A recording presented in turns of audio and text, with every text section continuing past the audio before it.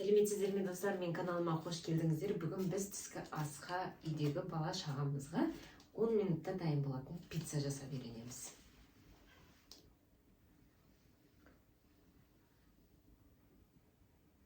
Қараңыздар, шыққандай керемет. Видеоның соңына дейін менімен бірге болыңыздар, бірге жасап үйренейік. Ал достар, бүгінгі біздің пиццамызға керек 5 жұмыртқамыз, 2 қызанағымыз, болгар переціміз, сыр керек, голландский сыр алдық біз, және сулугуния сырымыз қажет болады, колбасамыз қажет болады, шұжық көп керек емес, және батон нанымыз қажет болады. Ең бірінші бізге батон нанымызды қалай турау керек екенін көрсетіп алайын.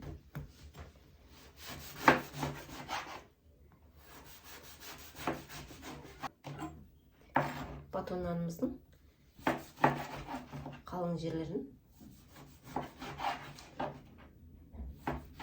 былай кесіп тастаймыз. Бізге мынандай тонкий кесіп кусоктары қажет. Мына нандарды тастамаңыздар, бұны қазір сухарики жасап тастаймыз. Болмаса бульон сорпаға қайнатқанда сорпаға қосып жесеңіздер болады.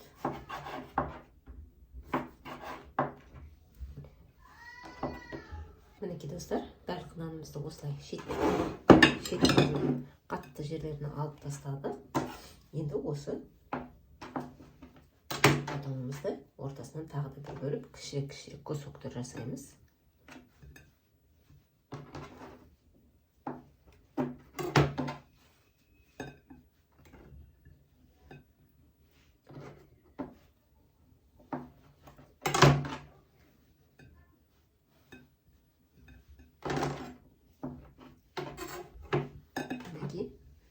Біздің батон нанымыз дайын.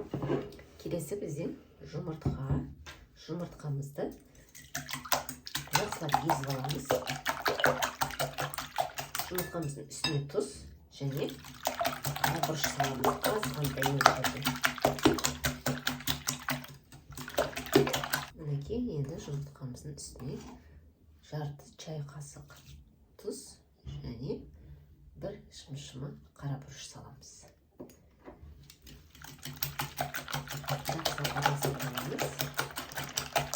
Біздің жұмыртқамыз дайын болды. Келесі енді колбасамызды, сырларымызды теркадан өткізіп аламыз. Мінекей достар, 2 түрлі сырымызды өткізіп алдық теркамыздан. Келесі енді бізде шұжық колбасамызды, колбаса, помидор, перецті майда кубиктап турап аламыз. Колбасамызды осындай 4 бұрышты кубиктар қылып алайық, жасап аламыз.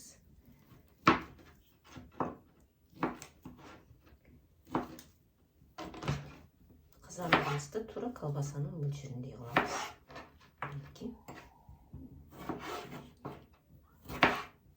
Негізі круглый дәу қойып турасаңыздар да болады, бірақ біз үй жағдайында сковородкаға пісіретін болған соң осындай қылып ыңғайлы болады сіздерге.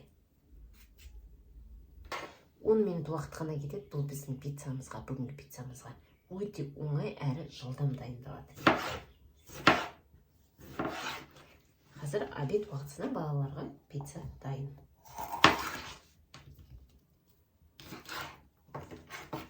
Болгар перцін қоссаңыздар да болады, қоспай қойсаңыздар да болады. Бірақ тон келмейді. Айда жоғырып тұрымыз. Мінекей достар, пиццамыздың барлық заттарын турап алдық. Қызанағымыз, болгар переціміз, сырымыз, голланд сыры, сулугуния сыры, батон хлебіміз, нанымыз және шұжығымыз бәрі дайын. Енді келесі біз сковородкаға этапна осының бәрін жеке кезек-кезектен қалай пісіру керек екенін қадағалаймыз.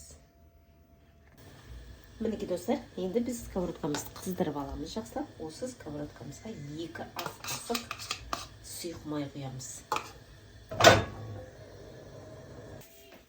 Енді осы біздің езілген жұмыртқамызды алып, осының ішіне нандарымызды саламыз. Батон.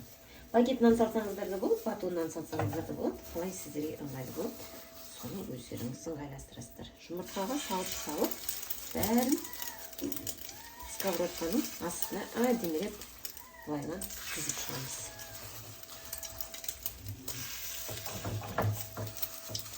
Қазандарыңыздың оттығын жай қойып алыңыздар, қатты керек емес.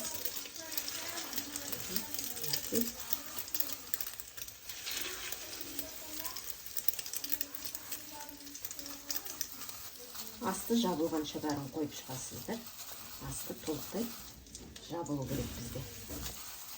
Мінекей достар, ойысты барлығын астына қойып аламыз. Келесі біздің енді этабымыз сырымызды саламыз. Мінекей достар, тестамызды, яғни жағынағы багет батон нанымызды жұмыртқаға аунатып, полностью өзіп астына қойып, үстіне бір жұмыртқаны езіп, тағы да құйып жіберсеңіздер болады. Сонда барлық нандарыңыз бір-біріне жақын тұрады, шашырап кетпейді. Енді осыны 5 минут жай оттықта пісіріп аламыз. 5 минут, мінекей достар, 5 минут уақытымыз өтті. Енді осы жұмыртқаны, яғни жұмыртқаға нанымызды үстіне осылай тарелкамызды қойып, жұмыртқамызды полностью астын аударамыз.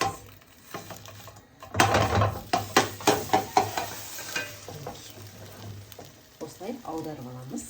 Енді осының үстіне келесі біздің сырымызды. Сырды көп салмаймыз. Ең бірінші азғантай сырымыз саламыз.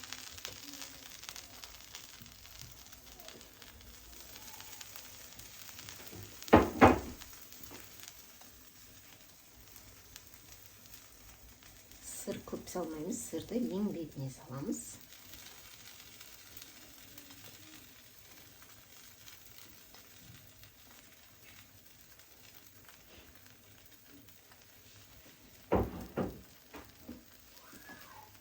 Енді келесі колбасамызды салып шығамыз. Қызанағымызды саламыз.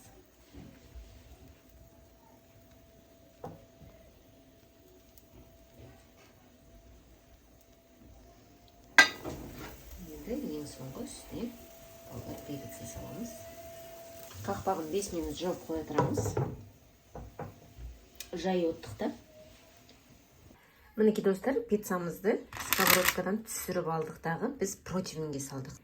Мінекей сырымыздың бәрін, екі түрлі сыр бұл, екі түрлі сырымызды да бетіне салып, духовкаға енді 5-7 минут, 10 минут көп болып кетеді, 5-7 минутқа қоямыз. Мінекей достар, біздің пиццамыз дайын болды. Мына бетіне колбаса, помидор, перецні кішкене-кішкенеден қалдырып қойып, бетіне тағы сеуіп жердік. Мінекей сырымыздың бәрі еріді жақсы. Ешқандай керемет. Қазір енді дәмін көрейік. Мінекей достар, балдарға обед уақытына пиццамыз дайын болды. Жақсылап кесіп алдық.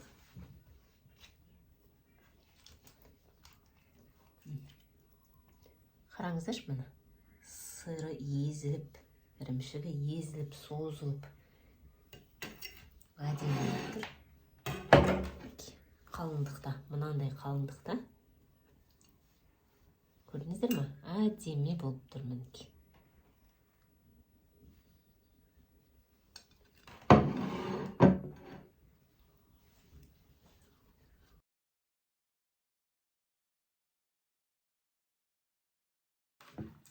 Ал достар, мұны пиццамыздың дәмін онда көрейік. Вилкамен емес, қолмен ақ. Şimdi көре берейік. Қараңыздар, қандай керемет болып тұр.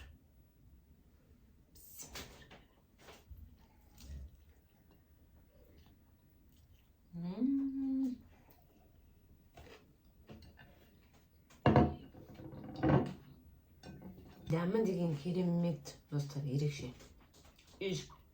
Үйдің пиццасы, ол үйдің пиццасы.